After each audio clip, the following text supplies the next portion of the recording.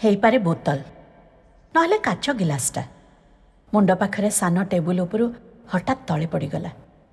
Table ଲ୍ୟାମ୍ପର nylon ଝାଡ଼ଣଟା ଥରି ଉଠିଲା। Gold ଏମ୍ବ୍ରଏଡ୍ରି କରା ଡ୍ରାପିଂ ଟିକେ ହଲିଗଲା। କାନ୍ଥର ଅଏଲ୍ ପେଣ୍ଟିଂ, ଟେବୁଲ ଉପର ବାଇବଲ, କଣରେ ରେଡ଼ିଓଗ୍ରାମ ସମସ୍ତେ ଆଘାତ ପାଇଲେ।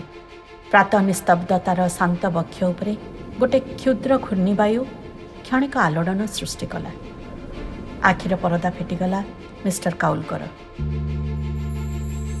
ରାତ୍ରି ବିଦାୟୋନ୍ମୁଖୀ।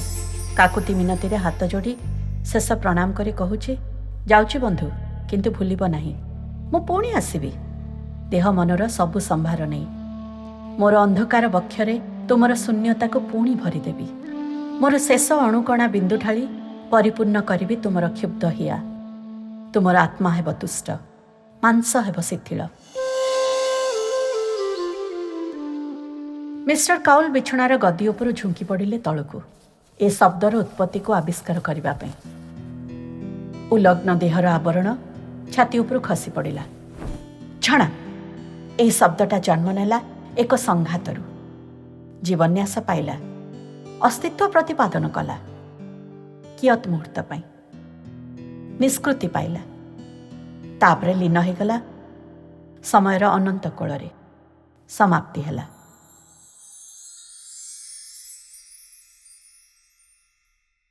ମାର୍ବଲ ଫ୍ଲୋର ଉପରେ ବିଛୁଡ଼ି ହୋଇ ପଡ଼ୁଥାଏ କାଚର ଅନେକ କ୍ଷୁଦ୍ରାଂଶ।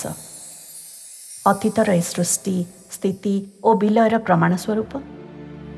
ମିଷ୍ଟର କାଉଲ ଭାବିଲେ ଏ ମୁହୂର୍ତ୍ତଟି, ଏ କଲ୍ଲୋଳଟି ସମୟର ଅତଳ ଗର୍ଭରେ ଢୁଳେଇ ଯାଇଛି। ଏହାର ପୁନର୍ଜନ୍ମ ଆଉ ସମ୍ଭବ ନୁହେଁ। ଏ ତିରୋଧାନର ଆଉ ପ୍ରତ୍ୟାବର୍ତ୍ତନ ନାହିଁ। କିଛି ହ୍ୱିସ୍କି ବି ତଳେ ଢାଳି ହୋଇଯାଇଥାଏ ଚଟାଣରେ। ଚାରିକୋଣିଆ ଧଳା କଳା ମାର୍ବଲ ପଥର ସବୁର ଚୌହଦୀକୁ ଆଶ୍ରା କରି। ବିଛଣା ଉପରେ ପଡ଼ି ରହି ଅଙ୍ଗୁଳିରେ ଚଟାଣ ଉପରେ ଭଙ୍ଗା କାଚଗୁଣ୍ଡି ଓ ହ୍ୱିସ୍କିକୁ ଠୁଳ କରୁଥାନ୍ତି ମିଷ୍ଟର କାଉଲ ଅନ୍ୟମନସ୍କ ଭାବରେ। ଚାଦରଟା ଝିଙ୍କି ହେଇ ଆସିଲା ତାଙ୍କ ପାଖକୁ। ମିସ୍ ନୀରାଙ୍କ ନିଦ ଭାଙ୍ଗିଗଲା। ମିସ୍ ନୀରା କୋଠରୀର ଚାରିଆଡ଼କୁ ଆଖି ବୁଲେଇ ପର୍ଯ୍ୟବେକ୍ଷଣ କରିନେଲେ ବର୍ତ୍ତମାନକୁ। ଏ ପ୍ରଭାତ, ଏ ପରିସର, ଏ କାଉଲ। ଅତୀତ ରାତ୍ରିର ଇତିହାସକୁ ଅତି ଚୁମ୍ବକରେ ଆଉଡ଼ାଇ ନେଲେ। ନିଜ ଦେହକୁ କିଛି କ୍ଷଣ ପାଇଁ ଲକ୍ଷ୍ୟ କରି ପାଖରେ ଥୁଆ ହୋଇଥିବା ପରଫ୍ୟୁମ୍ର ସ୍ପ୍ରେରେ ନିଜ ଛାତିକୁ ଭିଜାଇ ଦେଲେ। କର ଲେଉଟାଇ ମିଷ୍ଟର କାଉଲଙ୍କ ପିଠିରେ ନିଜକୁ ଅଜାଡ଼ି ଦେଇ କୋମଳ ସ୍ୱରରେ କାନ ପାଖରେ କହିଲେ, ଡାର୍ଲିଂ।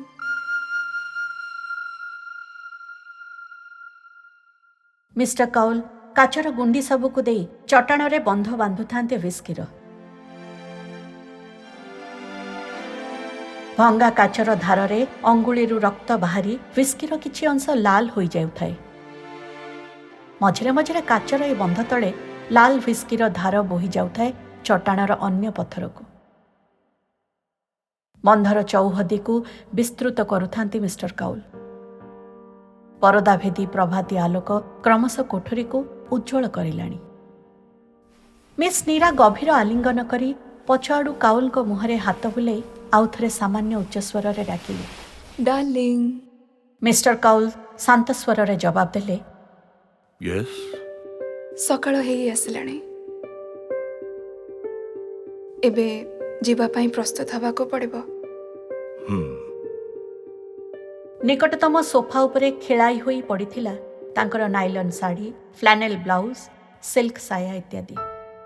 मिस्टर काउलकर ड्रेसिंग गाउनटाକୁ ଗୋଡ଼ ତଳୁ ଉଠାଇ ନେଇ ନିଜର ଶରୀରକୁ ଆବୃତ କରିନେଲେ ମିସ୍ ନୀରା। ଗଲେ ବାଥରୁମ୍ ଭିତରକୁ ନିଜର ପ୍ରସାଧନ ଉଦ୍ଦେଶ୍ୟରେ। କାଉଲ ବନ୍ଧ ବାନ୍ଧିବାର ଏ ଉଦ୍ଯୋଗ ଫଳରେ କ୍ରମଶଃ ଆହତ ହେଉଥାନ୍ତି। ଅଙ୍ଗୁଳିର ବିଭିନ୍ନ କୋଣରୁ ରକ୍ତ ବିନ୍ଦୁମାନ ନିର୍ଗତ ହେଉଥାଏ। ବିସ୍କିର ପରସରେ ଟିକେ ଟିକେ ଜ୍ୱାଳା ମଧ୍ୟ ଅନୁଭବ କରୁଥାନ୍ତି। କ୍ଷତ ଓ ପରାସ୍ତ ହୋଇ ଏ ଯୋଜନାକୁ ସେ ପରିତ୍ୟାଗ କଲେ। ନିଜକୁ ଆବୃତ କରିଥିବା ଚାଦର ଦେଇ ଆଙ୍ଗୁଳିଟିକୁ ଜୋରରେ ଚିପିଲେ। ରକ୍ତଗୁଡ଼ାକ ସଫା ଚାଦରରେ ଭେଦି ଶିଶୁ ହାତ ଅଙ୍କା ଚିତ୍ର ପରି ଦେଖାଯାଉଥାଏ। ବିଭିନ୍ନ ଦିଗରୁ ଚାପ ଦେଇ ଆଙ୍ଗୁଳିରୁ ରକ୍ତ ବୁହାଇ ପୂର୍ଣ୍ଣାଙ୍ଗ କରୁଥାନ୍ତି ସେ ଚିତ୍ରଟାକୁ। ଅବଶେଷରେ ଚିତ୍ରଟି ଦେଖାଦେଲା ଗୋଟାଏ ଆଧୁନିକ ଆର୍ଟର ଏକ ଡିଜାଇନ ପରି। ରକ୍ତ ବି ଶୁଖିଗଲା ଆଙ୍ଗୁଳିରୁ। ଟେବୁଲ ଲ୍ୟାମ୍ପ କଡ଼ରେ ଥୁଆ ହେଇଥିଲା ଖଣ୍ଡେ ବହି। ଉଠେଇ ଆଣିଲେ ସେ ଖଣ୍ଡିକ। ଦେହକୁ ବୁଲେଇ ଚିତ୍ ହେଇ ଶୋଇପଡ଼ିଲେ ବିଛଣା ଉପରେ। ମିସ୍ ନୀରାଙ୍କ ତକିଆକୁ ନିଜ ତକିଆ ଉପରେ ଥୋଇ ଉଚ୍ଚ କଲେ। ପିଠିକୁ ଭରା ଦେଇ ପଢ଼ି ବସିଲେ ମାର୍କ ଟ୍ୱାଇନଙ୍କର ମର୍ତ୍ତ୍ୟରୁ ଚିଠି। ମର୍ତ୍ତ୍ୟରୁ ଅଭିଶପ୍ତ ସଟାନ୍ ଆସି ସ୍ୱର୍ଗକୁ ଚିଠି ଲେଖୁଛି ମାଇକେଲ ଓ ଗ୍ରାବେଲଙ୍କ ପାଖକୁ, ମଣିଷଙ୍କ ପ୍ରକୃତି ସଂକ୍ରାନ୍ତରେ ପୃଥିବୀର ଅବସ୍ଥା ବର୍ଣ୍ଣନା କରି। ଏ ଲେଖାରେ ଭଗବାନ, ସମାଜ, ମଣିଷ, ଧର୍ମକୁ ଉପହାସ କରାଯାଇଛି, କଟୁ ସମାଲୋଚନା କରାଯାଇଛି। ଲେଖାର ସମ୍ପାଦକ ଲେଖିଛନ୍ତି ଯେ ଜୀବନର ଅନ୍ତିମ କାଳରେ ମାର୍କ ଟ୍ୱାଇନଙ୍କର ଦର୍ଶନ ନୈରାଶ୍ୟବାଦରେ ପରିପୂର୍ଣ୍ଣ ଥିଲା। ସମାଜ ଓ ସଂସାର ପ୍ରତି ଗଭୀର ଘୃଣା ତାଙ୍କର ହେଲା। ମଣିଷ ଜାତିକୁ ସେ ଡ୍ୟାମ୍ ହ୍ୟୁମାନ୍ ରେସ୍ ବୋଲି କହୁଥିଲେ। ତାଙ୍କର ଶାରୀରିକ ବ୍ୟାଧି, କଠୋର ଦାରିଦ୍ର୍ୟ, ମାନସିକ ଜଞ୍ଜାଳ ତାଙ୍କର ଜୀବନର ଶେଷ କାଳକୁ ଅନ୍ଧାର କରି ଛାଡ଼ିଦେଲା। ସ୍ରଷ୍ଟା, ଧର୍ମ, ମନୁଷ୍ୟକୁ ଉପହାସ କରି ଏ ବହି ଲେଖିଥିଲେ। ତାଙ୍କର ଝିଅ କ୍ଲାରା କ୍ଲେମ୍ସ ଏହାକୁ ଅନେକ ଦିନ ଲୁଚାଇ ରଖିଥିଲେ। ଏବେ ତାର ପ୍ରକାଶ ହୋଇଛି ଆମେରିକାରେ। କୌଣସି ଜଣେ ଆମେରିକାନ ବନ୍ଧୁ ଏ ଉପହାର ଦେଇଥିଲେ ମିଷ୍ଟର କାଉଲଙ୍କୁ। ମିସ୍ ନୀରା ଫେରିଆସିଲେଣି ବାଥରୁମ୍ରୁ।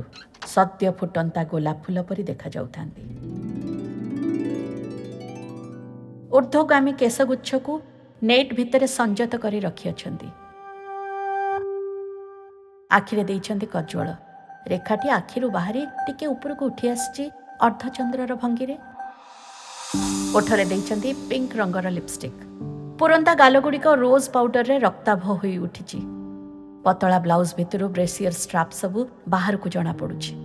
ଭ୍ରୁଲତା ରାତିଠୁ ଆହୁରି ଦୀର୍ଘ ଓ ପ୍ରସ୍ତ ହୋଇ ବଡ଼ ବଡ଼ ଆଖିର ଅବଗୁଣ୍ଠନ ହୋଇ ସାଜିଛି ଦେହର ପରଫ୍ୟୁମ୍। କାଉଲ ପଢ଼ୁଛନ୍ତି ଶୈତାନର ଚିଠି। ସେ ସେଥିରେ ଲେଖିଛନ୍ତି, ପୃଥିବୀ ଗୋଟେ ବିଚିତ୍ର ଜାଗା, ଅସାଧାରଣ ଓ କୌତୂହଳପୂର୍ଣ୍ଣ। ଏଠାକାର ଲୋକେ ପାଗଳ, ଅନ୍ୟ ପଶୁମାନେ ମଧ୍ୟ ପାଗଳ, ସମଗ୍ର ପୃଥିବୀ ପାଗଳ, ସ୍ୱୟଂ ପ୍ରକୃତି ବି ପାଗଳ। ମଣିଷ ଯଦି ଅତି ବଡ଼ ହୁଏ ତାହେଲେ ସେ ଆମ ସ୍ୱର୍ଗର ସବୁଠୁ କ୍ଷୁଦ୍ରତମ, ନୀଚତମ ହେୟ ଆଞ୍ଜେଲ ପରି। ଆଉ ଯଦି ସାଧାରଣ ହୁଏ ତାହେଲେ ସେ ଅତି ଜଘନ୍ୟ, ଭୟଙ୍କର, ବର୍ଣ୍ଣନାତୀତ। ତେବେ ବି ତାର ଆତ୍ମବିଶ୍ୱାସ ହାସ୍ୟାସ୍ପଦ। ସେ ନିଜକୁ ଭଗବାନଙ୍କ ସୃଷ୍ଟିର ଶ୍ରେଷ୍ଠ ଜୀବ ବୋଲି ଦାବି କରେ। ତୁମେ ବିଶ୍ୱାସ କର ଅବା ନ କର, ସେ ନିଜେ ଏ କଥାକୁ ବିଶ୍ୱାସ କରେ। ଯୁଗ ଯୁଗ ଧରି ନିଜେ ଏହି କଥା କହି ଆସିଛି। ଏ କଥାକୁ ସମସ୍ତେ ମାନି ନେଇଛନ୍ତି ମଧ୍ୟ। ଜଣେ କେହି ନାହିଁ ଯେ କି ଏ କଥାକୁ ଅବିଶ୍ୱାସ କରି ଉପହାସ କରିବ।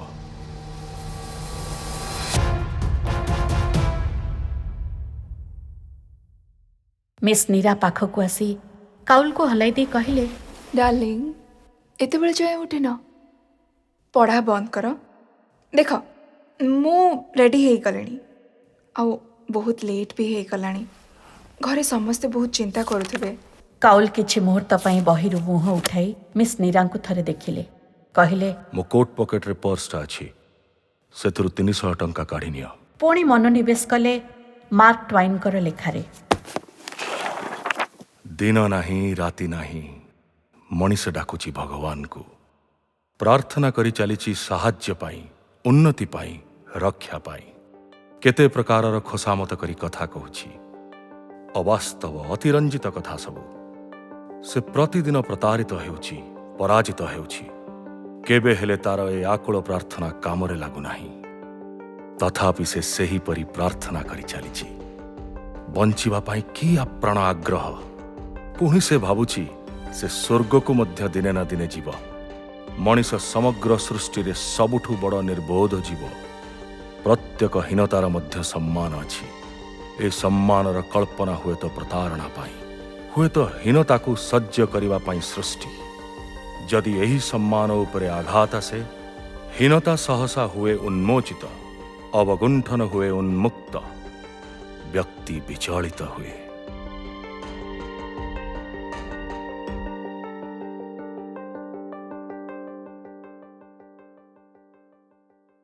मिस नीरा हुए तो रक्त मांसर पण्य विभिन्न कक्षरे विभिन्न बक्षरे रात्रि जापन करी जीवनर पाथेय संग्रह करुछंती।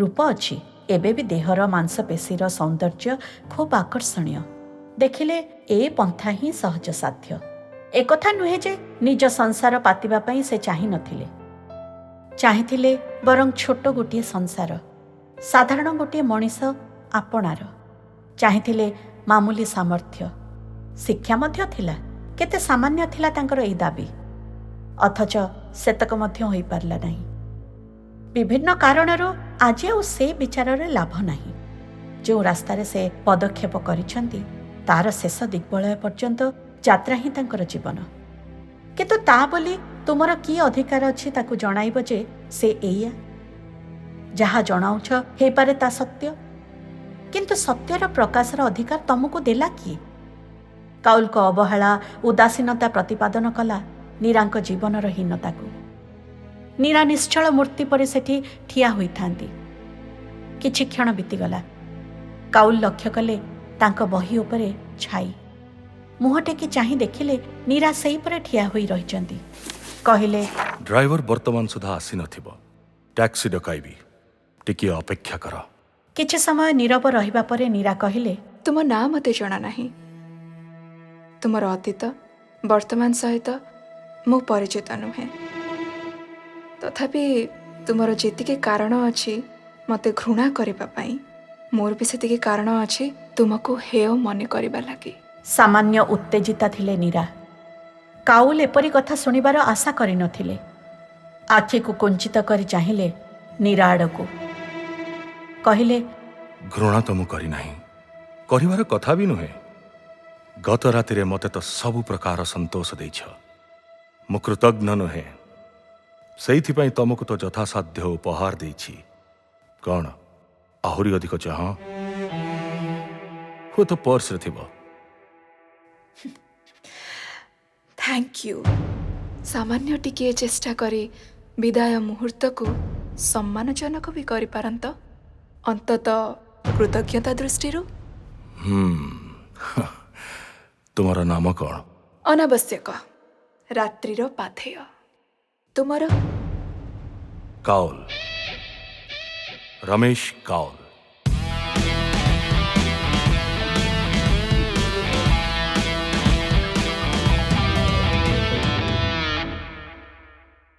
शुण सेंसिटिवनेस अन्यान्य व्यवसाय परी तुमरे व्यवसायर मध्य प्रतिरोधक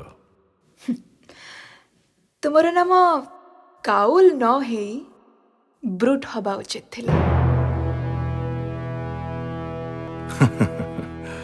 बस बिछणारे न हेले भी चेयरटा टाणी आण ब्रेकफास्ट खाइब मगेबी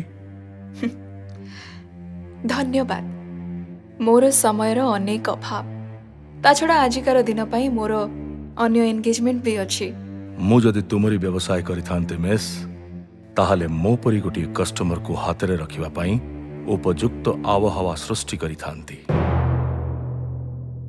तुमे अभिज्ञ गोटिए शरीर को नहीं आउ गोटिए राति नष्ट काहेकि करिब ता छड़ा मोर मध्य आउ आग्रह रहिबनी किछि कौतूहल नथिले ए भार बहन करिबा दुस्साध्य स्वीकार करिब मो परी अभिज्ञ लोकर सर्टिफिकेट रो मूल्य अछि तुमर शरीर उपभोग्य बसी रही पार मु बाथरूम रु प्रस्तुत होई आसीबा पर्यंत ଅପେକ୍ଷା କରିପାର ମୋ ସାଙ୍ଗରେ ବାହାରକୁ ଯିବା ପାଇଁ।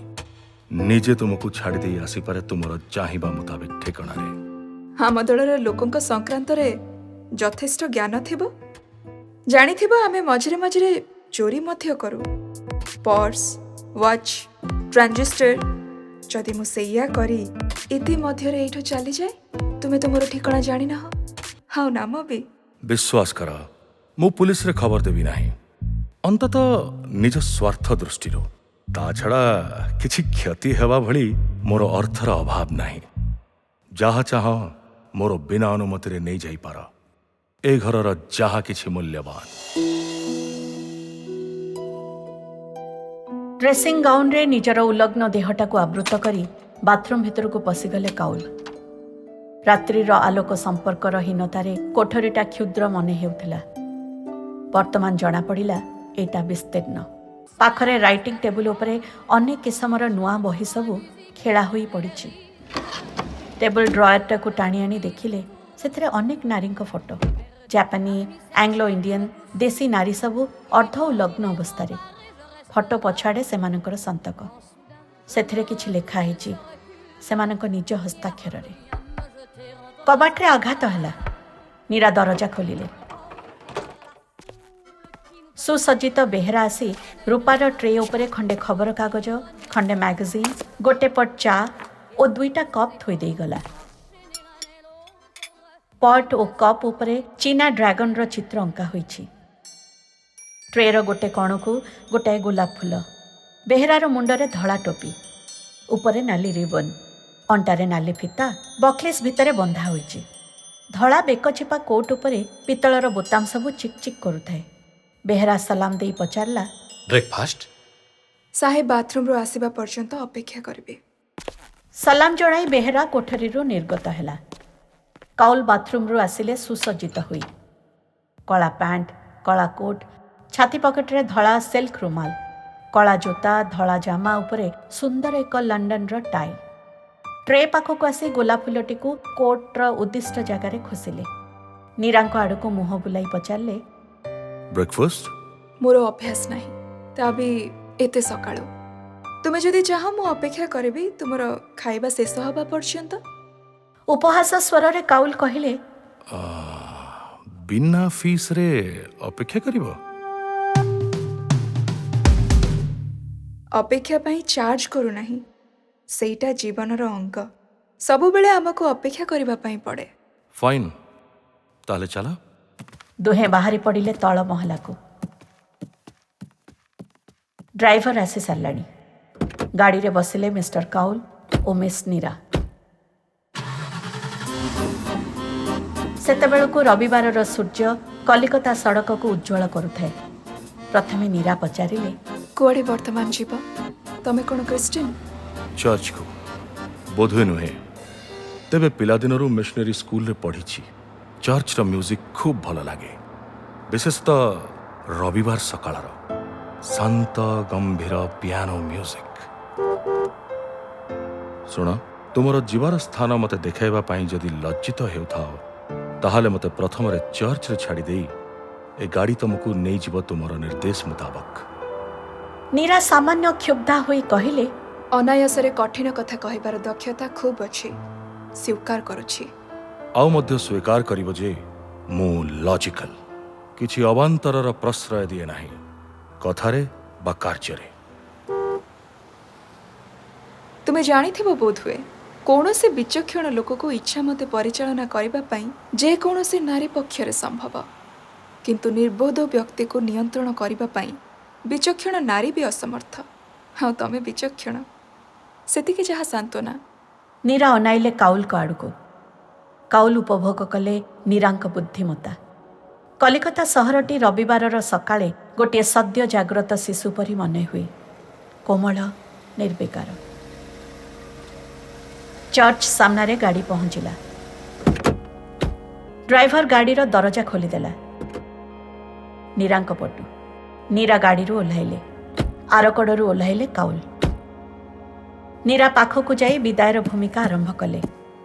ନୀରା କାଉଲକୁ ଅନ୍ୟ କିଛି କହିବାର କୌଣସି ସୁଯୋଗ ନ ଦେଇ ପଚାରିଲେ, ଏହା ଭିତରକୁ ମୁଁ ଯାଇପାରିବି?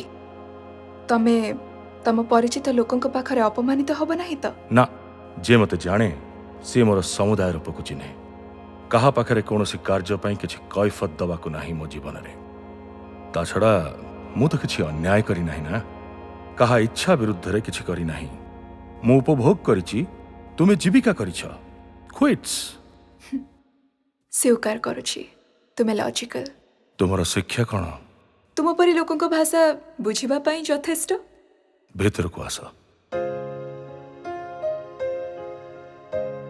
ସେତେବେଳକୁ ଚର୍ଚ୍ଚର ସର୍ଭିସ୍ ଆରମ୍ଭ ହୋଇଗଲାଣି ପଛ ପାଖରେ ବେଞ୍ଚରେ 2 ଜଣ ବସିଲେ ଫାଦର ସରମନ୍ ଦେଲେ ଶେଷରେ ସମସ୍ତେ କହିଲେ ଆମେନ୍ ମୁଣ୍ଡ ନତ କରି ପ୍ରଣାମ ଜଣାଇଲେ ଅନ୍ୟ ସମସ୍ତେ କାଉଲ ଓ ନୀରାଙ୍କ ବ୍ୟତୀତ ଚର୍ଚ୍ଚ ତରଫରୁ ଚାନ୍ଦା ମଗା ହେଲା କାଉଲ 50ଟି ଟଙ୍କା ଦେଲେ ବଡ଼ ବଡ଼ ଖିଲାଣ କାନ୍ଥର ଚାରିକଡ଼ରେ ବାଇବେଲରେ ବର୍ଣ୍ଣିତ ବିଷୟବସ୍ତୁର ଚିତ୍ରଣ ଯୀଶୁଙ୍କର କ୍ରୁଶବିଦ୍ଧ ଶରୀର ପାଦ୍ରୀଙ୍କ ଭାଷା ସମବେତ ଜନତାର ନିବେଦନ ନୀରାଙ୍କ ମନ ଉପରେ ଗୋଟିଏ କୋମଳ ପ୍ରଲେପ ଦେଉଥାଏ ସଚେତନ ଭାବରେ କୌଣସି ମନ୍ଦିର ଚର୍ଚ୍ଚ ମସଜିଦ ଯିବା ଅନେକ ବର୍ଷ ଭିତରେ ଏହି ବୋଧହୁଏ ତାଙ୍କର ପ୍ରଥମ ଭାବିଲେ ଯିଏ ଯାହା କରୁଛନ୍ତି ସେଥିପାଇଁ କ'ଣ କ୍ଷମା ଚାହିଁବେ ଯୀଶୁଙ୍କ ପାଖରୁ ଏ ପାଦ୍ରୀଙ୍କ ଜରିଆରେ କିଛି ଠିକ୍ କରିପାରିଲେ ନାହିଁ ସମୟ ମଧ୍ୟ ଅଳ୍ପ କୌଣସି ସିଦ୍ଧାନ୍ତ ନେବା ଏ ପରିସ୍ଥିତିରେ ସମ୍ଭବ ନୁହେଁ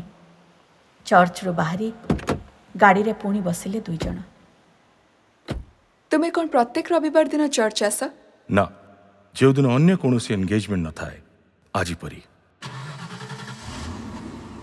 ଗାଡ଼ିକୁ ନିର୍ଦ୍ଦେଶ ଦେଲେ ନୀରା ତାଙ୍କ ଘର ଠିକଣାରେ କାଉଲ ନୀରାଙ୍କୁ ଚାହିଁ କହିଲେ ତାହେଲେ ତୁମର ଏ ସାହସକୁ ଯୀଶୁଙ୍କ ଦାନ ବୋଲି ମନେ କରିବା ପାଇଁ ହେବ लज्जा बेसियार अलंकार नुहे तथापि मामूली समय पाई हेले मध्य से सम्मान चाहे पवित्र न हेले मध्य गुप्त नारीत्वर समर्पणर प्रतिदान पृथ्वीर समस्त खनिजर समस्त सुना मध्य तार यथेष्ट क्षतिपूरक नुहे ବର୍ତ୍ତମାନ ଏ ପ୍ରଭାତରେ ଯଦି ଗଙ୍ଗା କୂଳକୁ ବୁଲିଯାଅ ତାହେଲେ ତୁମର ଆପତ୍ତି ଅଛି मते घरे जाई पहुंचाई देबार प्रतिश्रुति देले अवश्य आपत्ति नाही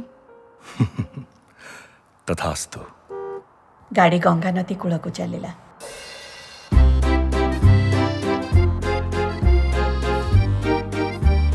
ତୁମେ କେବେ ପ୍ରେମ କରିଛ ମିସ୍ ନୀରା प्रेमर आक्षरिक तर्जमा जाने ना तथापि आमे सबु बेले प्रेम करू अंततः प्रेम करिवार छलना करू केवल प्रेमिक भिन्न परिसर भिन्न समय मध्य भिन्न किंतु प्रेम आमर अविचलित ଛଳନା ସ୍ୱରରେ ଉତ୍ତର ଦେଲେ ନୀରା ଝରକା କାଚରୁ ବାହାର ରାସ୍ତାକୁ ଅନାଇଥାନ୍ତି କାଉଲ କିଛି ସମୟ ଚିନ୍ତା କଲା ପରେ ଅନେଇ ରହିଲେ ସିକ୍ତ ଆକାଶକୁ ଗଙ୍ଗାର ଶାନ୍ତ ଧାରାକୁ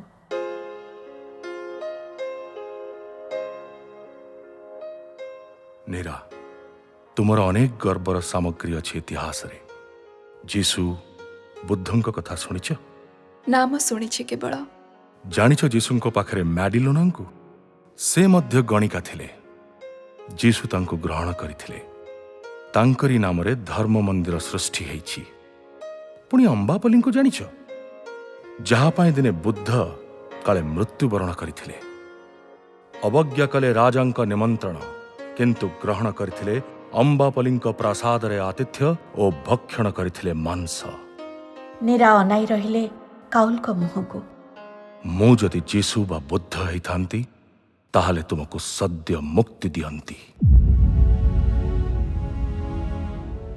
तुमे रामचंद्र नुह किंबा मु मध्य अहल्या नुहे तुमे मुक्ति दे पारिब नाही किंबा मु मध्य मुक्ति चाहे नाही काउल साहेब मु अभिशप्त नुहे व्यवसायी मैट्रिक पास करू करू जीवन को मुकाबिला कली सामना सामनी हेले रुग्ण माता वृद्ध पिता संसारर सबु दायित्व कलिकतार निस्व दरिद्र जीवन ए बोझ को जीवन सड़करे बोहिबा पाई कहार साहाय्य पाइली नाही समाजर चारि चौहदी भितरे स्कूल सर्टिफिकेट नहीं बाहरिली लढ़िबा पाई दुखर अभावर दैत्य सहित हेली टाइपिस्ट हेली शिक्षयित्री हेली सेल्स गर्ल टाइपिस्ट रोजगार मामूली थिला किंतु अनेक उपहार देले अनेक इंगित देले ठीक राठौड़ साहेब को परी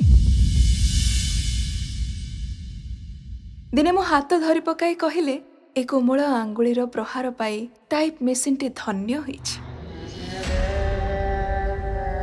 मो पापुली को तांको गाल ऊपर चापी धरिले। आर हाथ सत्कार कली तांकर आर गालटी को गोटे चपेटा घात जरिया विदाय नेली सेठू।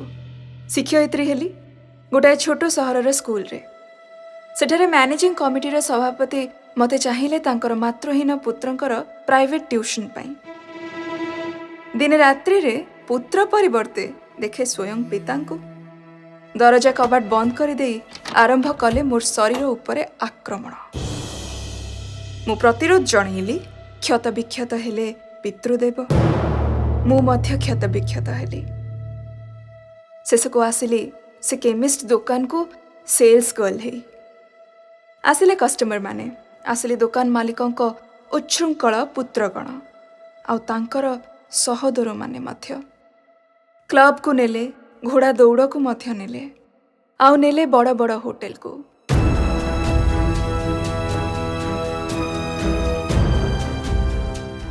काउल साहेब सेतेबेला पर्यंत मोर सतीत्व थाए अक्षत।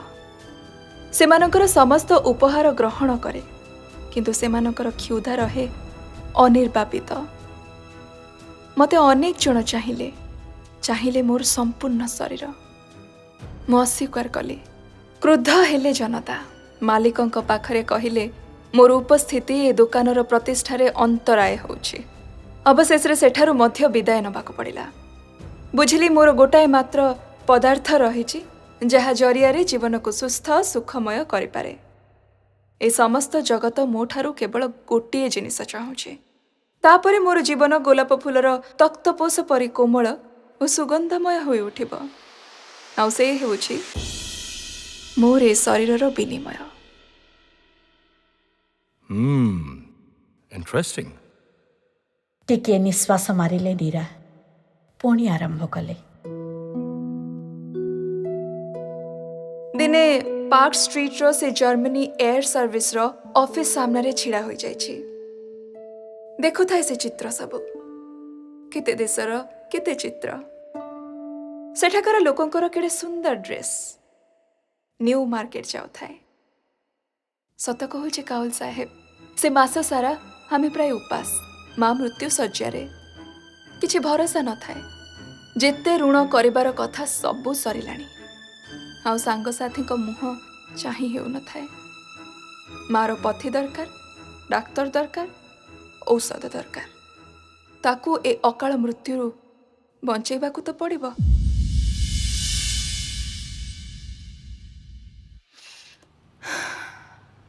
संध्या रत रत जड़े भद्रलोक ऑफिस रु फेरु थांती एकाकी। किछि समय पाई मते लक्ष्य कले। मने हेला विदेश रु फेरुछंती। बॉम्बे आड़र लोक आस्ते आस्ते मो आड़ को आसिले। कहले हेलो। मु मध्य मजारे जवाब देली हेलो। कहले कलिकतारे मु एका बेलके नुआ। मते होटेल रे पहुंचाई दबारे टिके सहाय्य करिवे कि? मु कहली समय मोर नष्ट हेबो। पारिश्रमिक देले जीवी। केते आपणक क्षमता अनुसारी। अभिमान को तांकर बाधिला। कहले रात्रि शेष पर्यंत रहिले 200 टंका देबी। छाती रे मोर चाऊ करी लागिला। दारिद्र्य और प्रतिष्ठा मध्यरे परदाटा एते पतला। सेतेबेला पर्यंत जीवन रे 200 टंका एका बेलके मु देखि न थाए। अभाव मध्य उत्कट आकार धारण करिथिला। श्रावणर कला मेघ परे। संध्या को जेतेबेले घरे प्रतिदिन पहुंचे माँ काकुतिपूर्ण दृष्टि रे मते अनौ थाए। पथी फल आ औषध पाई। आखि आगरे नाचिगला से दुस्थ दृष्टि। आउ किछि चिंता करि पारिली नहीं। हाँ भरिली। भद्र लोकंक सहित गली। बाटर दुकान को नहीं गले। किणिले साड़ी, किणिले प्रसाधनर सामग्री, किणिले परफ्यूम। होटेल रे पहुंची कहले पिंध। साहाय्य कले साजसज्जारे। होटेल रो बड़ बड़ आरसी। मुंडरू पाद पर्यंत सबकिछि परिष्कार दिसुथाए। से नेड़िया आलोकरे मोर रूप जेतेबेले देखिली सतरे काउल साहेब आश्चर्य ହେଇଗଲି ନିଜେ। ମୁଣ୍ଡରେ କେଶ ସଜା, ଆଖିରେ ରଙ୍ଗ, ଓଠରେ ଲିପଷ୍ଟିକ୍, ଉନ୍ନତ ଛାତି, ଲଙ୍ଗଳା କଟି, ସେ ଶାଢ଼ୀରେ ଆବୃତ ଶରୀରରେ ମୁଁ ନୂଆ ମଣିଷ ପରି ଦେଖାଗଲି। ମୋର ଘରେ ନାଁ ଥିଲା ନିର୍ମଳା। ପ୍ରୌଢ଼ ଜଣକ ମୋତେ ପଚାରିଲେ ଇଂରାଜୀରେ, ତୁମର ନାମ କ'ଣ? ମୁଁ ତାଙ୍କରି ଢଙ୍ଗରେ ସେହିପରି ଓଠ ଚିପି ଚିପି ଇଂରାଜୀରେ ଉତ୍ତର ଦେଲି, ମୋ ନାଁ ମିସ୍ ନୀରା। ସେଇ ମୁହୂର୍ତ୍ତରେ ନିର୍ମଳାର ମୃତ୍ୟୁ ହେଲା। ଜନ୍ମ ନେଲା ମିସ୍ ନୀରା।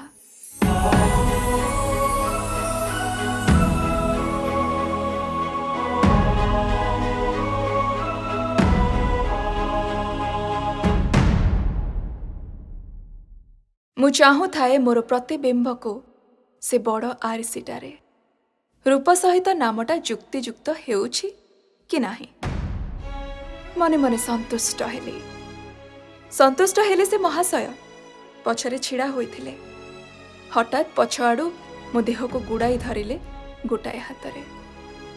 ଆର ହାତରେ ମୋ ମୁହଁଟାକୁ ପଛକୁ ଠେଲି ଆଣି ଚୁମ୍ବନ ଦେଲେ। ପ୍ରଥମେ ପ୍ରତିବାଦ କଲି। ନିର୍ମଳା ଉତ୍କ୍ଷିପ୍ତ ହେଲା, ବାଧା ଦେଲା। ପର ମୁହୂର୍ତ୍ତରେ ସହ୍ୟ କଲା ମିସ୍ ନୀରା। ସେ ବାହୁ ବନ୍ଧନକୁ ସ୍ୱୀକାର କଲି। ତଥାପି ସତୀତ୍ୱ ଥାଏ ଅକ୍ଷତ।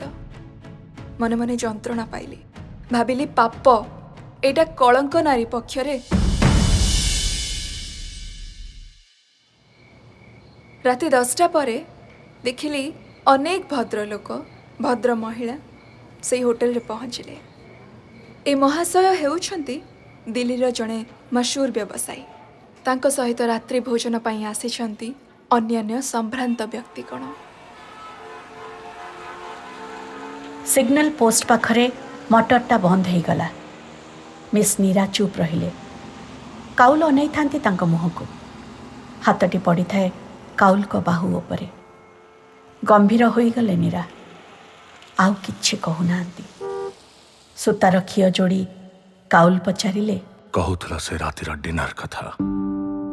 ଅନେକ ଲୋକ ଆସିଥାନ୍ତି ନା? ପ୍ରତ୍ୟେକ ଗଣିକାର ଏଇ ପ୍ରକାର ସବୁ ଗଳ୍ପ ଥାଏ। ଅନେକ ଶୁଣିଥିବ, ବୋରିଂ ତ ଲାଗୁଥିବ ତମକୁ। ନୀରା ନୀରା ନୀରା ପ୍ରତ୍ୟେକ ଲୋକଙ୍କ ଜୀବନ ଗଳ୍ପର ସାମଗ୍ରୀ। କିନ୍ତୁ ତୁମ ଜୀବନର କଥା ଟିକେ ଅଧିକ ରୋମାଞ୍ଚକର। ତା ଛଡ଼ା ତୁମ ବର୍ଣ୍ଣନାଟି ଆହୁରି ସୁନ୍ଦର ହେଇଛି। କୁହ, ଶୁଣିବା। ଅତୀତକୁ ଆଡ଼େଇବାରେ ଅନେକ ସମୟରେ ଅନୁତାପ ଆସେ। ତଥାପି ସେ ଯନ୍ତ୍ରଣାଟି ସ୍ୱାଦୁକର। ଓଟ ଯେମିତି କଣ୍ଟା ଖାଏ, ତା ଓଠରୁ ଜିଭରୁ ରକ୍ତ ବାହାରେ, ତଥାପି ତାକୁ ସେ ଉପଭୋଗ କରେ, ଆହୁରି ବେଶୀ ବେଶୀ ଖାଏ। ତୁମର ଏ ଯନ୍ତ୍ରଣା ହୁଏତ ସେଇ ଧରଣର। କାଉଲ ଚିପି ଧରିଲେ ନୀରାଙ୍କ ପାପୁଲିକୁ ନିଜର କୋଳ ଭିତରେ। ଝୁଙ୍କି ଆସିଲେ ନୀରା କାଉଲଙ୍କ ଆଡ଼କୁ ମଟର ଭିତରେ। ହଠାତ୍ ଗୋଟାଏ ବ୍ରେକ୍ ଦେଲା ଡ୍ରାଇଭର। ନୀରା କହିଲେ, ମୁଁ ଯେତେବେଳେ ଗର୍ଲସ ସ୍କୁଲରେ ପଢ଼ୁଥାଏ, ଆମ ସାମ୍ନା ଘରେ ଥାନ୍ତି ମିଷ୍ଟର ବୋଷ। ତାଙ୍କର ଗୋଟିଏ ବୋଲି ପୁଅ ଗୋଟାଏ ସାହେବ ସ୍କୁଲରେ ପଢ଼ୁଥିଲା। ମୋର ମା ମଝିରେ ମଝିରେ ଯାଏ ତାଙ୍କ ଘରକୁ, ବୋଧହୁଏ କିଛି କିଛି ଆର୍ଥିକ ସାହାଯ୍ୟ ପାଇଁ। ପରେ ଶୁଣିଲି ସେମାନେ ମୋର ପଢ଼ା ଖର୍ଚ୍ଚ ମଧ୍ୟ ଦେଉଥିଲେ। ତାଙ୍କ ଘର ଚଟାଣ ସବୁ ମାର୍ବଲ ପଥରର। ଘର ସାମ୍ନାରେ ଗୋଟେ ବଡ଼ ଉଲଗ୍ନ ସ୍ତ୍ରୀର ମୂର୍ତ୍ତି ଅଛି। ସେଇଟା କାଳେ ଆଣିଥିଲେ ବିଲାତରୁ। ମଝିରେ ମଝିରେ ତାଙ୍କ ସ୍ତ୍ରୀ ମୋତେ କୁହନ୍ତି, ତୋ ପାଠ ସରିଗଲେ ଘରକୁ ତତେ ବୋହୂ କରି ଆଣିବି। ଅବଶ୍ୟ ଉପହାସରେ ହୋଇଥାଇପାରେ, କିଛି ଆଶ୍ୱାସନା ପାଇଁ ମଧ୍ୟ କହିଥାଇପାରନ୍ତି।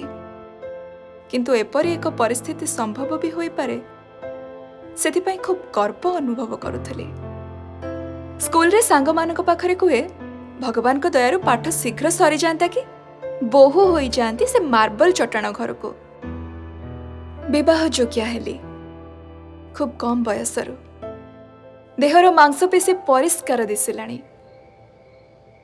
ଦିନେ ସନ୍ଧ୍ୟାରେ ତାଙ୍କ ଘରୁ ଫେରୁଛି। ତାଙ୍କ ପୁଅ ସୌମେନ ମୋତେ କୁଣ୍ଢାଇ ପକାଇଲା। ସେ ସ୍ତ୍ରୀର ମୂର୍ତ୍ତି ତଳେ ଅନ୍ଧକାର ହୋଇ ଆସୁଥିଲା। କହିଲା, नीरू मु तुमको प्रेम करे विवाह करी आज राति आस मोर से कोठरी पाखरे अपेक्षा करथिबे। लाज सरम रे से राति रे अधा मरा ही गली। मने मने भाविली ये तो सबु देवदासर कथा बोध हुए। पारुल जीव तार देवता घर को संसार समाज समस्ते पछरे रहिबे। अंधकार होइथिबो रात्रि प्रेमर निमंत्रण जणाइब।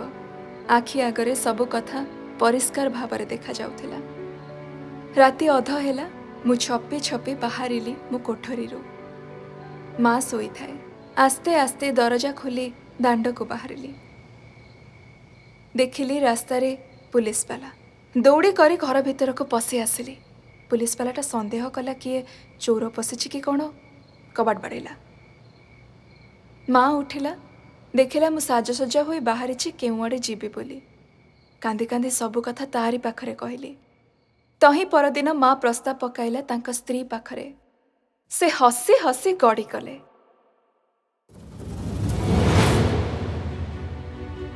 मु निजे जाई पचारिली सौमेन को। से भी हसिला आउ कहिला से ता कॉलेज रे सेई परी काले अनेक झियों को कहे केतेक मध्य ता घर को आसंती। से समस्त को जदि विवाह करिब ताहेले ताकू काले गोटे विराट हारेम रखिबा को पड़िबो राजा महाराजांक परे।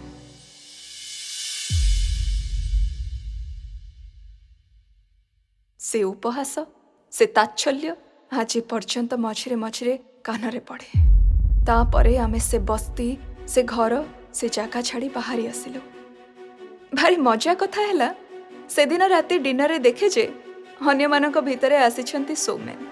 तांको साथीरे आउ जणे नारी तांकर स्त्री। मु अति शीघ्र से वयस्क लोकंक पाखकु जाई कहली मु संक्रांत रे जदि केही पचारे आपण कहिबे मु दिल्ली रो आसीछि आपणक संगरे।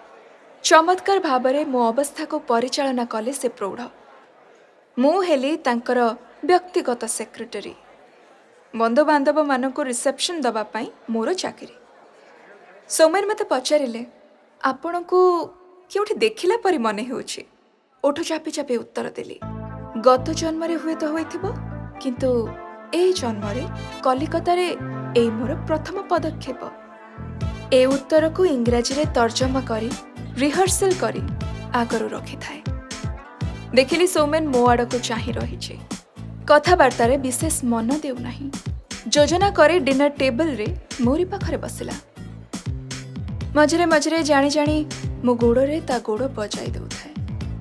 मु एई दुर्घटना को परिष्कार करी देउथाए तार निकटरे आसीना स्त्री पाखरे। क्षमा मागु थाए बारंबार। मु जेतेबेले बाथरूम को जाउथाए किछि आळ करी से मध्य मो पछे पछे आसी टिकिए धक्का लगेई दिए देहरे। नहले पदे दुई पद कथा हबांतर कथा। से डिनर पार्टी चलिला राति 2टा पर्यंत। खिया हैला पिया हैला इंग्रेजी नाच हैला से कोठरी भितरे। मद पी समस्ते मतुआला हेले। स्त्री माने गोटे कोलरू अन्य कोल को नृत्य पाई परिवर्तित हेउथांती। केवल भागीदार मु हेउ न थाए। प्रथमतः मु ए सब जानी न थाए। द्वितीय रे से भद्र लोकंकर प्रतिष्ठा मध्य बंचाइबाकु हेबो कारण मु तांको सेक्रेटरी। तृतीय रे ए परिस्थिति ए भूमिका ए परिसर सबकिछि मो पाई नुआ। मु खाली देखु थाए चाहू थाए मन भितर केमिति गोटे उच्छृंखलता आसु थाए। भाबु थाए निर्मलाटा आहुरी मरिबा आवश्यक। मिस नीरा को देखु थाए एई उपस्थित नारी मानक भितरे।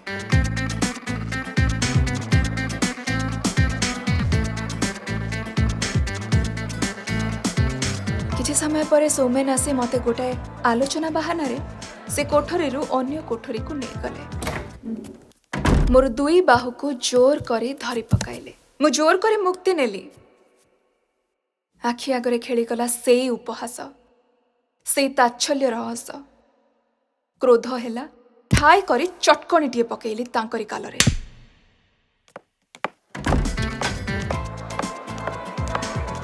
सौमेन मुहरे किपरि गोटे हिंस्र दृष्टि अच्छी। घृण्य दृष्टि କୌଣସି ସ୍ତ୍ରୀ ଏପରି ପୁରୁଷକୁ ଚାହିଁବ ନାହିଁ। ସେ ମାର୍ବଲ ଚଟାଣ ପାଇଁ ସିନା ମୋର ଆକାଂକ୍ଷା ଥିଲା, ନଚେତ୍ ସେ ପୁରୁଷଟା ପାଇଁ ମୋର କେବେ କିଛି ଆଗ୍ରହ ନଥିଲା। ଏ ଘଟଣାକୁ ମଧ୍ୟ ତାଙ୍କ ସ୍ତ୍ରୀଙ୍କ ସମ୍ମୁଖରେ ବର୍ଣ୍ଣନା କଲି। ଉତ୍ତ୍ୟକ୍ତା ହେଲେ ସ୍ତ୍ରୀ, ମୁଁ ପ୍ରତିଶୋଧ ନେଲି। ଭଦ୍ରଲୋକ ଭଦ୍ର ମହିଳାମାନେ ବିଦାୟ ନେଲେ, କିନ୍ତୁ ସେ ଗପର ଆଲିସ୍ ଝିଅ ପରି ଏକ ନୂଆ ଜଗତକୁ ଆସିଲି। ଏତେ ଉଚ୍ଚ ସ୍ଥାନ, ଏତେ ସମ୍ଭୋଗ, ଏତେ ସହଜରେ ପ୍ରାପ୍ୟ। ସେ ଟାଇପିଷ୍ଟ, ସେ ଶିକ୍ଷୟିତ୍ରୀ, ସେ ଦୋକାନ କାମ ଏତେ ଯନ୍ତ୍ରଣାଦାୟକ ଥିଲା, ତଥାପି ବଞ୍ଚିବା ଦୁଷ୍କର ହେଉଥିଲା। ବର୍ତ୍ତମାନ କେତେକ ସମୟ ପାଇଁ ନିଜର ରୂପ ପରିବର୍ତ୍ତନ କଲି। ଉପଭୋଗ କଲି ସବୁଠୁ ଐଶ୍ୱର୍ଯ୍ୟପୂର୍ଣ୍ଣ ବାସସ୍ଥାନ, ସୁନ୍ଦରତମ ସୁଖାଦ୍ୟ, ଧନାଢ଼୍ୟ ପ୍ରତିଷ୍ଠିତ ଜନତାର ସାନ୍ନିଧ୍ୟ, ସାମାନ୍ୟ ମୂଲ୍ୟବୋଧର ବିନିମୟରେ। ସେହିଦିନ ରାସ୍ତାର ପରିବର୍ତ୍ତନ ହେଲା, ରୂପର ପରିବର୍ତ୍ତନ ହେଲା, ନାମର ମଧ୍ୟ ପରିବର୍ତ୍ତନ ହେଲା। ପଦେ ପଦେ ଅନ୍ଧକାର ଗହ୍ୱର ଭିତରକୁ କ୍ରମେ କ୍ରମେ ମୁଁ ଆଗେଇ ଗଲି। ହେଲି ଗଣିକା, ସୌମେନ୍ ଆସିଛି। ମୁଁ ମୋର କୋଠରୀର ଚଟାଣକୁ ମାର୍ବଲ ପଥରରେ କରିଛି, ତାରି ସ୍ତ୍ରୀର ଗହଣା ଜରିଆରେ କରିଛି। ସେ ଦୋକାନ ମାଲିକଙ୍କର ପୂର୍ବ ବନ୍ଧୁମାନେ ବ୍ୟାକୁଳ ଭାବରେ ଅପେକ୍ଷା କରିଥାନ୍ତି ମୋର ଆଦେଶ ପାଇଁ। ମଝିରେ ମଝିରେ ନୃତ୍ୟ କରି ସେମାନଙ୍କୁ ଉଚ୍ଛୃଙ୍ଖଳ କରେ। କେହି ଚାହିଁଲେ କହେ, ଅନ୍ୟ ରାତ୍ରିକୁ ବା ସେମାନଙ୍କର ଯଥେଷ୍ଟ ଅର୍ଥ ନାହିଁ ମୋତେ ଉପଭୋଗ କରିବା ପାଇଁ। ହେଲି ପତିତା, କିନ୍ତୁ ପାଇଲି ଅର୍ଥ, ସମ୍ଭୋଗ, ଐଶ୍ୱର୍ଯ୍ୟ। ମନ୍ଦ ନୁହେଁ, କିଛି ବନ୍ଧନ ନାହିଁ, ଅଥଚ ନାରୀତ୍ୱର ସମସ୍ତ ସୁଯୋଗର ଉପଭୋଗ କଲି। ସମସ୍ତ ସୁଯୋଗ? କିୟତ୍ ମୁହୂର୍ତ୍ତ ପାଇଁ ଚିନ୍ତା କଲେ ନୀରା। କହିଲେ, ଅନେକ। ତାଙ୍କର ଘର ଠିକଣାରେ ଗାଡ଼ି ଲାଗିଲା। କାଉଲ ଦେଖିଲେ ଘର ସାମ୍ନାରେ ସିମେଣ୍ଟରେ ତିଆରି ଗୋଟିଏ ଉଲଗ୍ନ ନାରୀର ମୂର୍ତ୍ତି। ଘରର ଚଟାଣ ହୋଇଛି ଧଳାକଳା ମାର୍ବଲ ପଥରରେ ଖଞ୍ଜା। ନୀରା କହିଲେ, ଜୀବନର ଅନେକ କଥା ଗପି ଦେଇଗଲି। ମୋତେ ଘୃଣା କରିବାର ସୁଯୋଗ ଦେଇଛି, ସେଥିପାଇଁ ବାଧ୍ୟ କରିବି ନାହିଁ, କିନ୍ତୁ ଘର ଭିତରକୁ ଆସିବା ପାଇଁ ନିମନ୍ତ୍ରଣ ଜଣାଉଛି। ଘର ଭିତରକୁ ଗଲେ କାଉଲ। ପଚାରିଲେ, ନୀରା, ବାପା ମା ତୁମର କାହାନ୍ତି? କୋଠରୀ ଦେଖାଇ ଦେଲେ ନୀରା। ବୃଦ୍ଧା ମାତାଙ୍କୁ ପ୍ରଣାମ ଜଣାଇଲେ କାଉଲ। ରୁଗ୍ଣ ପିତାଙ୍କ ପାଖରେ ଆସି ନହେଲେ କେତେ ସମୟ ପାଇଁ।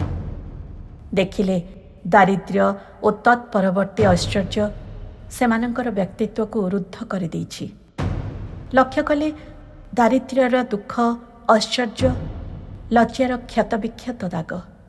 ବୃଦ୍ଧା ମାତା କାଉଲକୁ କହିଲେ, ବାବା, ଏ ଅଭିଶପ୍ତ ଜୀବନ, ଏହାଠାରୁ ମୃତ୍ୟୁ ବରଂ ଶ୍ରେୟସ୍କର। କିନ୍ତୁ ଜୀବନର ତ ଲୋଭ ଅଛି। ଗତ ବର୍ଷ ଧରି ଆମେ ଘରୁ ପଦାକୁ ବାହାରି ନାହୁଁ। କୌଣସି ବନ୍ଧୁବାନ୍ଧବଙ୍କ ସହିତ କୌଣସି ସମ୍ପର୍କ ନାହିଁ। ଆମେ ଗଣିକାର ପିତାମାତା। କାଉଲ ଭାବିଲେ, ଲେଖକ, ଚିତ୍ରକର ଗଣିକାର ଇତିହାସ ଲେଖିଛନ୍ତି, କିନ୍ତୁ ସେମାନଙ୍କର ପିତାମାତା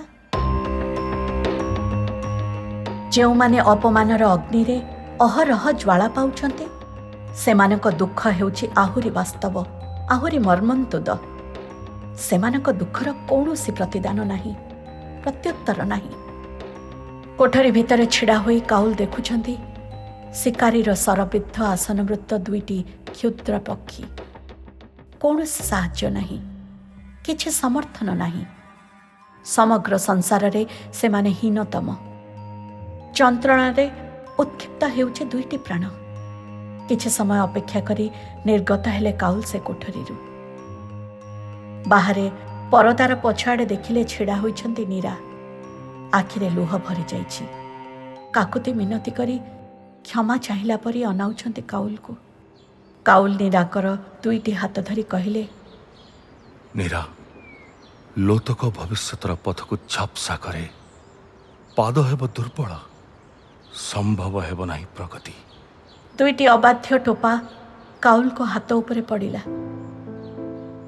ନୀରା ନିଜକୁ ସଂଯତ କରି ରହିପାରିଲେ ନାହିଁ। ଆଶ୍ରୟ ନେଲେ କାଉଲଙ୍କ କୋଳରେ।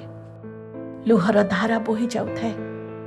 ନୀରା କହୁଥାନ୍ତି, କାଉଲ ସାହେବ ଏ ନର୍କର ମୁକ୍ତି ଚାହେଁ, ନିଷ୍କୃତି ଚାହେଁ। ଏ ଜୀବନରେ ସୁଖ ସମ୍ଭୋଗ ବିଷୟରେ ଯାହା କହିଛି ସେ ସବୁ ମିଛ, ସବୁ ପ୍ରତାରଣା। ଜୀବନ ଅସହ୍ୟ ମନେ ହେଉଛି, ସହ୍ୟ ହେଉନାହିଁ ଏ ଅପମାନ, ଏ ଘୃଣା, ଏ ଜୀବନ। କିଛି କ୍ଷଣ ପରେ କାଉଲ ବିଚ୍ଛିନ୍ନ କଲେ ନୀରାଙ୍କୁ ନିଜ ଶରୀରରୁ। ନୀରା, କଳଙ୍କର କ୍ଷମା ଅଛି, କିନ୍ତୁ ଅସହାୟତାର କୌଣସି ପରିପୂରକ ନାହିଁ। ଛିଡ଼ା ହୋଇ ଶିଖ ନିଜ ଗୋଡ଼ରେ, ଆଉ ମୁକାବିଲା କର ଜଗତକୁ, ସଂସାରକୁ। ଲୁହ ପୋଛି ନୀରା ସ୍ଥିର ଭାବରେ ଛିଡ଼ା ହେଲେ, ଗ୍ରୀକ୍ ଦେଶର ପ୍ରସ୍ତର ମୂର୍ତ୍ତି ପରି। ବିଦାୟ ନେଲେ କାଉଲ।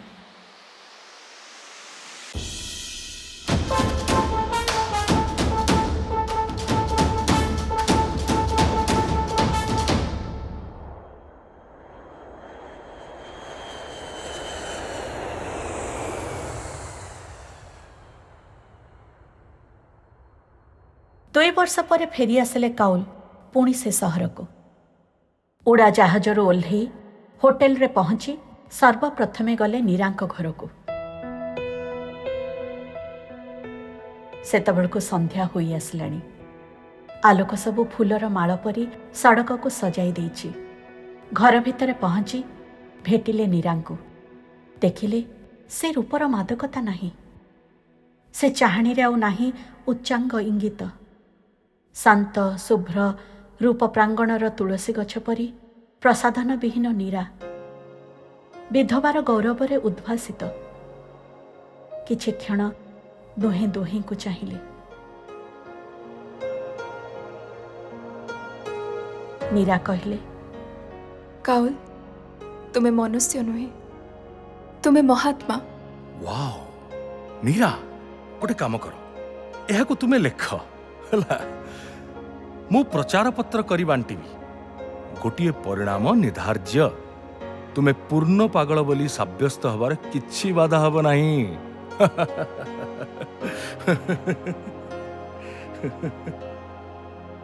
ବାପା ମା କାହାନ୍ତି? ଯାଇଛନ୍ତି କାଳୀ ମନ୍ଦିରକୁ। କାଉଲ, ଜାଣେ ତୁମର ଧନର ହୁଏତ ଅଭାବ ନାହିଁ, କିନ୍ତୁ କାହିଁକି ବିଲୟ କଲ ତୁମର ଏତେ ଅର୍ଥ? କାହିଁକି ଏ ତ୍ୟାଗ? କାହିଁକି ବଞ୍ଚିତ କଲ ନିଜ ପରିବାରକୁ? ନୀରା, ଜୀବନରେ ମୁଁ ପିତୃମାତୃହରା। ଭାବିଲି ଏଇ ଦୁଇ ଜଣଙ୍କ ଯନ୍ତ୍ରଣାର ଉପଶମ କରିବି। ତା ଛଡ଼ା ଏ ଯେଉଁ ଅର୍ଥ, ଏହାର ଜନ୍ମ ମଧ୍ୟ କଳଙ୍କରୁ। ସେଦିନ ତୁମ ଘରୁ ଯାଇ ଅଫିସରେ ଗୋଟିଏ କଥାବାର୍ତ୍ତା ହେଲା, କଳା ବଜାର କଥା। ଯାହା ମୋର ପ୍ରାପ୍ୟ ତାଠୁ ଅଶେଷ ଅଧିକ ଅର୍ଥ ପାଇଲି। ଭାବିଲି ଏହା ଉପରେ ଅଧିକାର ତୁମ ପିତାମାତାଙ୍କର, ତୁମର ବି। ସେଦିନ ସନ୍ଧ୍ୟାରେ ଖୁବ୍ ଅସ୍ୱସ୍ତି ଅନୁଭବ କରିଥିଲେ କାଉଲ। ତାଙ୍କର ଆଖି ଆଗରେ ଦେଖାଯାଉଥିଲା ବୃଦ୍ଧ ରୁଗ୍ଣ ଦୁଇଟି ଅସହାୟ ଶରୀର। ଚେଷ୍ଟା କଲେ ସ୍ମରଣ କରିବା ପାଇଁ ନିଜ ପିତାମାତାଙ୍କୁ। କୌଣସି ଚିତ୍ର ମନରେ ଧରିଲା ନାହିଁ। ଭାବିଲେ ଏହିପରି ହତାଶ ହୋଇ ବିଲୁପ୍ତ ହୋଇଥିବେ ତାଙ୍କର ନିଜର ପିତାମାତା। ପିତାମାତାଙ୍କ ପ୍ରତି ଜାଗ୍ରତ ହେଲା କାଉଲଙ୍କ ମମତା। ସେ ସନ୍ଧ୍ୟାରେ ସମସ୍ତ ଉପାର୍ଜନର ଗୋଟାଏ ଅଂଶ ପଠାଇଲେ କାଉଲ ନୀରାର ପିତାମାତାଙ୍କ ଉଦ୍ଦେଶ୍ୟରେ। ଆଉ ଲେଖିଲେ, କାଉଲର ଏହା ହେଉଛି ତାର ପିତାମାତାଙ୍କ ପ୍ରତି ଅର୍ଘ୍ୟ, ପ୍ରଣାମୀ। ଏ ଅର୍ଥର ସାହାଯ୍ୟରେ ତାଙ୍କର ଭବିଷ୍ୟତ ଜୀବନ ବିତାଇ ଦେଇପାରିବେ। ନୀରାଙ୍କୁ ପଠାଇଲେ ଅନ୍ୟ ଏକ ଅଂଶ। ଲେଖିଲେ, ନୀରା, ଯଦି ଚାହଁ ଏହି ଅର୍ଥର ବିନିମୟରେ ତୁମେ ଫେରି ଆସିପାରିବ ତୁମ ପୂର୍ବ ଜୀବନକୁ, ଯାହା ଶୁଦ୍ଧ, ଯାହା ପବିତ୍ର ବୋଲି ମନେକର। ନଚେତ୍ ଏହାକୁ ତୁମର ଅତୀତ ଜୀବନର ବର୍ଣ୍ଣନାର ପୁରସ୍କାର ସ୍ୱରୂପ ଗ୍ରହଣ କରିବ। ନୀରା ସ୍ଥାପନ କରିଛନ୍ତି ବିଦ୍ୟାଳୟ। ପତିତା ଗଣିକାର ଶିଶୁମାନଙ୍କ ଉଦ୍ଦେଶ୍ୟରେ ନିଜର ଚେଷ୍ଟା, ଅନ୍ୟର ସାହାଯ୍ୟରେ ଗଢ଼ି ଉଠିଛି ଏ ଅନୁଷ୍ଠାନ। ଅର୍ଥର ଆଗମନ ବ୍ୟତୀତ नीरा फेरी पाइछन्ति विलुप्त सम्मानर विगत प्रतिष्ठा। नीरा कहिले, तुमर ए रीति अछि कि नाही मु जानेनी।